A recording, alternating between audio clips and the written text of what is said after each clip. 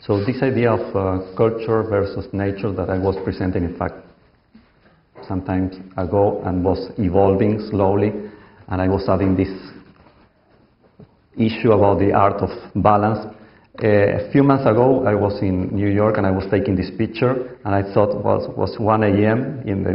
near the Madison Square Garden. I said, okay, this is the tons of greenhouse gases that are being sent to the atmosphere. Who cares? We are in the heart of the capitalism, and really nobody's taking care of how many tons of greenhouse gases are in the atmosphere. For me, it's much more powerful, something like this. This is bringing you maybe a smile, but it's much more deep and it's much more interesting as a reflection. Who knows how many tons are really meaningful, how many tons of greenhouse gases are meaningful in terms of a threat for the atmosphere. So I'm always thinking like we have this funnel, and we are trying to put the right condition for the economy, for the environment, for the energy, and putting all together, and it doesn't work. Simply doesn't work. So my reflections are coming like, who decides the future? Of course, we are not going to find any answer. Probably I don't have any answers. And what kind of future do we want? And what we do for the future? Something I find is that, the well-defined role for many of us, depending on which is the area we are working. I'm always giving the example of a lawyer or an engineer, and a lawyer has very clear what he's going to do, but maybe the artist has a lot of freedom for doing a lot of things, and at the same time thinking about the relationship between the arts and the artist with society. So this idea of the balance and unbalance, and the way we live in certain kind of areas in the world, and the way we see the rest of the world, and what are the threats, especially for many of us that are immigrants here in Canada, and we have different perspectives, having been living in different countries around the world. So this idea that at the beginning was a little bit maybe naive, I was asking, well, do you think that the arts and the artists could do something about this? And I was talking to scientists and to technologists, and I thought like I was a little bit shy approaching these people, and finally I found that, okay, everyone was saying, yes, that's the way to go. I mean, we can't do too much. We already said what we need to say, so we need someone talking about this kind of thing. So the artists, and through the arts, maybe can make a difference, because if not, we are not so sure how we could make it.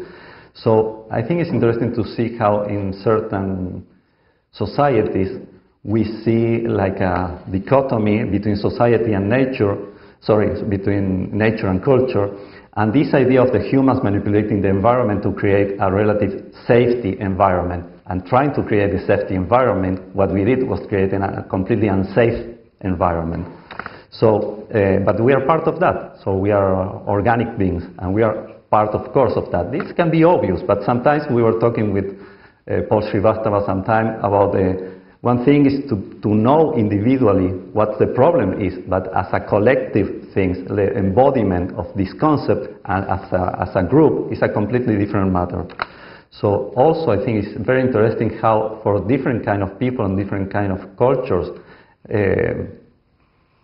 the situation is different and the way of seeing things are completely different. Then this definition by the Canadian International Development Agency, I think is interesting, representing accumulated experience, wisdom and know-how which is unique to cultures, societies and communities of people living in an intimate relationship of balance and harmony with their local environment. And I was taking these two pictures in New Zealand a few months ago, and I said, oh, this is really lovely, and I want to see this or my children in 10 years or 20 years. And when you see about this, I took this picture being in a boat, and I thought, really, this is wonderful, but is this going to be here in 10 years? According to many people, they say no.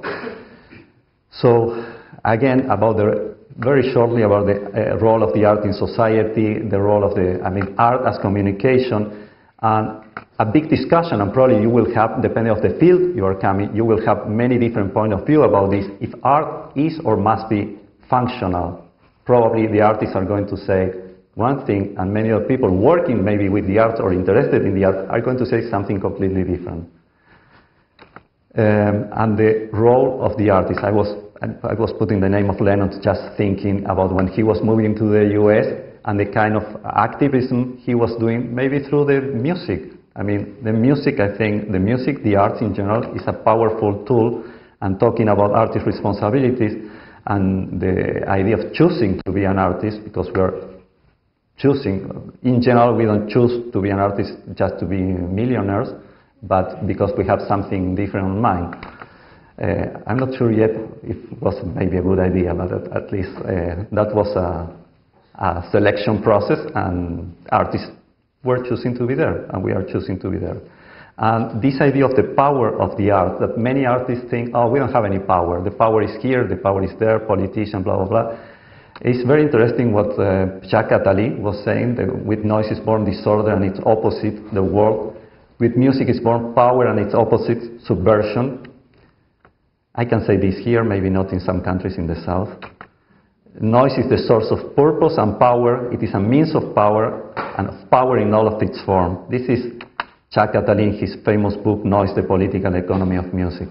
And he says, all music, any organization of sound, is then a tool for the creation or consolidation of a community, of a totality. It is what links a power centers to its subjects, and thus, more generally, it is an attribute of power in all of its forms.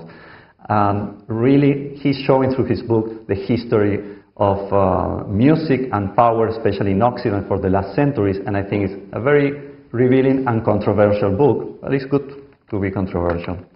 So finally, I want to mention about Jorge Wagensberg. He's a scientist, but he talks a lot about the arts, and he compares many times the arts with sciences. And he talks that there are like 4 ages in humankind. The first age of hunters and collectors, where we were all more or less, the society was, everyone was more or less equal. That's not, it doesn't mean that we were living well. I mean, but the society was more egalitarian. And then the age of exploiters and exploited. Well, that's clear. I mean, who owns the land, who owns the money, etc., etc. Where we are now, we are in the age of the, according to Wagensberg, the age of the included and the excluded. And that's the knowledge society. The people who is included in the knowledge society is the people who can claim salaries, positions, jobs, etc. The other people is simply excluded. But he's envisioning the fourth one of the age, that is the age without environment or return. That if we reach that stage or that age, is the way where we are going to waste all the resources and we are not going to have a way to come back. So we are still in the third age, and the idea is not arriving to the fourth.